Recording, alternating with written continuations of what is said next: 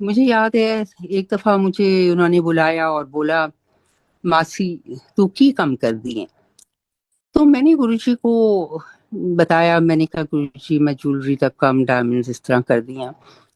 तो मुझे कहने लगी तू अपना ना बिजनेस कार्ड ले आके दे मैनू।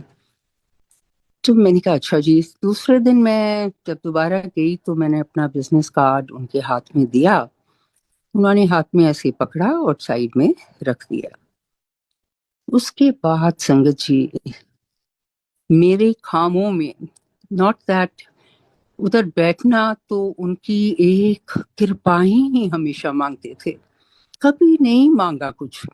तो इतना काम कि मेरी ट्रैवल मतलब बाहर जाना फॉरेन कंट्रीज में, कि मुझे समझ ही नहीं आई कि ऑल ऑफ अ सडन ये इतना कुछ कैसे हो गया।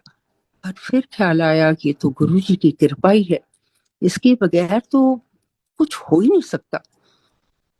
एंड ऐसे करते करते फिर गुरु जी के साथ सॉरी, एक दफा जैसे एज यू नो हम लोग ह्यूमन बीइंग्स हैं, सब तरफ पहुंच जाते हैं, एस्ट्रोलॉजर्स के भी पास्ट लाइफ एंड दिस। तो मैं भी ऐसे ही चली गई किसी पास्ट लाइफ के देखने के लिए। तो मैं अपनी सिस्टर को ऐसे थोड़ा सा बता रही थी। मैंने कहा, वो बोलता है कि मैं पिछले जन्म में भी सिख फैमिली को बिलोंग करती थी और ऐसे पटियाला की फैमिली थी, ऑल दैट। तो ऐसे करके बात खत्म हो गई। दूसरे दिन जब गुरु जी के पहुंचे तो मेरी सिस्टर पहले पहुंची।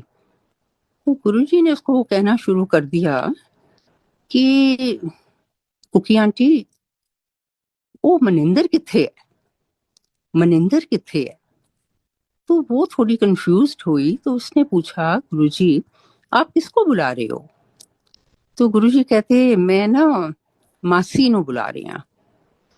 ते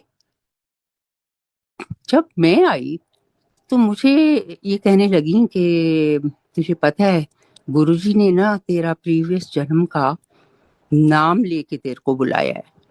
वो सब जानते हैं। हम दोनों जने इतने खड़े के खड़े, मतलब जैसे रह के, वी वर सो एस्टोनिश्ड।